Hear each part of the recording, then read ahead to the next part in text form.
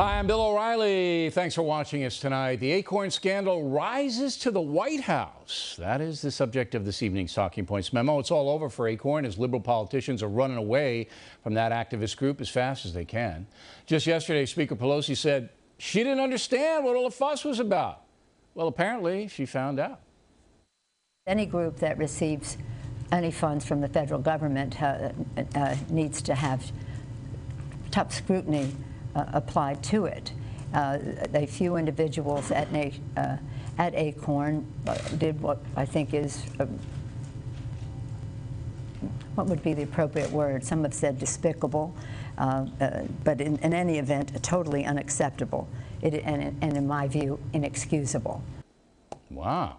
Now, over at the White House, spokesman Robert Gibbs has also addressed the ACORN scandal. Obviously, the conduct that you see on those tapes is completely unacceptable.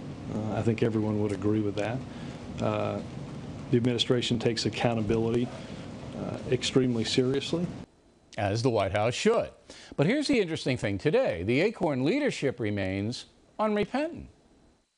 We are not going to take this lying down. We believe that, in fact, we know that this was a form of entrapment.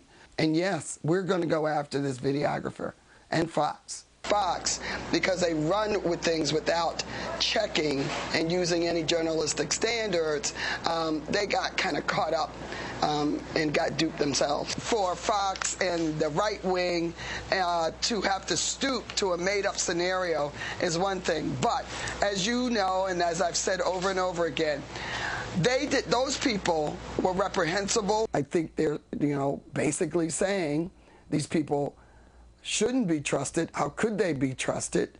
They're all poor black and brown people. Now, you may remember that Bertha Lewis, a woman there, came on The Factor last May. We had a respectful discussion. She declined her invitations this week because she knows it's all over. And the Fox News channel drove the story. Simply put, she's angry. But she shouldn't be angry at us. She should be angry at herself. When any group gets millions of taxpayer dollars, there's an obligation to hire honest folks and represent all the American people. ACORN did neither. And so it is toast, burnt, finish, kaput. Will you miss them?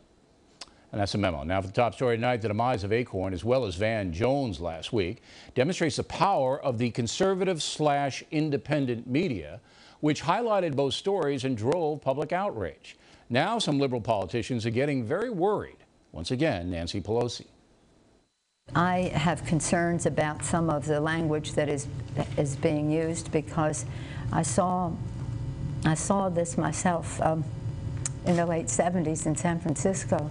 This kind of rhetoric was very frightening, and it created a climate in which violence took place, and so I wish that we would all again curb our enthusiasm.